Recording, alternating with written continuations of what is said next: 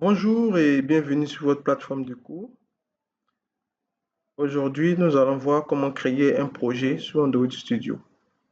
Après avoir installé notre application, nous allons maintenant démarrer la phase de création de notre projet. Cette interface qui apparaît, c'est celle qui sera devant vous lorsque vous allez terminer, cliquer sur terminer ou finish et que Android Studio va démarrer automatiquement. Alors cette interface, elle est vraiment intuitive et rien qu'en la regardant, on peut directement la comprendre.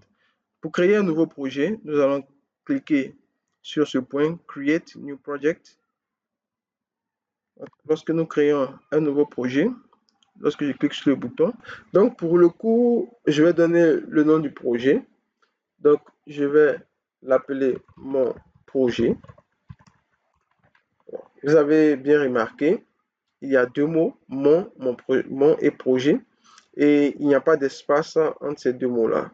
Et aussi, autre chose qu'on peut remarquer, c'est qu'après le premier mot, mon, projet, la première lettre de projet a été mise en majuscule. C'est une convention de nommage qui a été adoptée par la communauté Java. Donc, je vous recommande d'adopter cette convention lorsque vous voudrez donner un nom à votre projet. Par la suite, on a le nom du package. Alors, le nom du package comme.yja pour mon projet. Alors, dans votre cas, par exemple, vous aurez comme.exemple mon projet. D'accord? Alors, il est vraiment important de personnaliser le package parce que c'est un peu comme le nom du domaine de votre application. Et comme vous avez l'habitude d'utiliser les navigateurs web pour accéder à des applications web, vous savez que deux applications n'ont pas le droit d'avoir le même nom de domaine. D'accord? Donc, le nom de domaine est unique. Le nom de domaine va faire office de package dans notre cas lorsqu'on va devoir déployer notre application sur Play Store. Donc, il est conseillé de donner plutôt un nom de domaine assez personnalisé. Quoique c'est pas vraiment important maintenant pour le développement de notre projet. Donc, dans mon cas, je remets les initiales de mon nom complet, Yao Jean-Yves Aristide. Voilà. Et le projet sera stocké dans C-Users HP Android Studio pour mon projet. Alors, vous pouvez changer l'emplacement comme le laisser par défaut. Moi, je laisse par défaut dans Android Studio. Et le langage qui sera utilisé, on a possibilité d'utiliser Java ou Kotlin. Voilà, dans notre exemple, on va utiliser Java. Alors, par la suite, une chose très importante, c'est le SDK qui sera utilisé. SDK, c'est Software Development Kit. C'est un kit de développement logiciel, un ensemble de bibliothèques qui va contenir des méthodes qui vont nous permettre de mettre en place nos applications.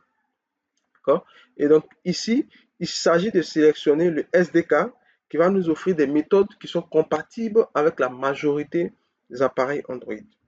D'accord? Donc, ici, si vous prenez la version 4.1 qui est Jelly Bean, on dit que c'est compatible avec 99,8% de tous les appareils Android. D'accord? Par exemple, si on ne sait pas quel SDK choisir, on peut cliquer sur Help Me Choose. Help Me Choose va donner les différentes versions de Android depuis la version 4.0. Et vous voyez que c'est classé par ordre de compatibilité. Et donc, Jelly Bean a la meilleure compatibilité de 99,8%. Puisqu'on veut développer une application qui sera utilisée par le maximum de personnes, alors on ne va pas utiliser par exemple Android 10 qui est seulement compatible avec 8% des périphériques qui existent sur le marché. Vous voyez, en l'occurrence, ça va faire référence au Galaxy S9, S10, peut-être même S8 Plus. D'accord? Donc nous, on veut que notre application soit utilisée par le maximum de personnes. C'est pour ça que Jelly Bean est la meilleure version pour nous. Donc, maintenant qu'on a pris connaissance du SDK opportun, par défaut, il nous a proposé Jelly Bean, donc on ne va pas changer. Et donc, on va cliquer sur Terminer. Finish dans mon cas, à moins que, voilà, il y ait un dernier détail, Use Legacy Android Support Library.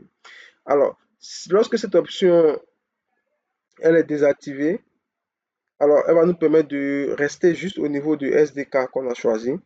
Sinon, lorsqu'on prend la version supérieure du SDK, par exemple la version 10, il faut cocher cette case-là. Mais comme nous on a choisi une version vraiment antérieure, on va la laisser comme ça et on va cliquer sur Finish. Alors, automatiquement, Android Studio va se charger de créer notre premier projet et intégrer toutes les ressources nécessaires pour le développement de notre projet. Donc, je vous remercie d'avoir suivi cette vidéo et je donne rendez-vous dans la prochaine vidéo pour que nous puissions décortiquer l'interface de Android Studio et commencer notre premier projet. À bientôt.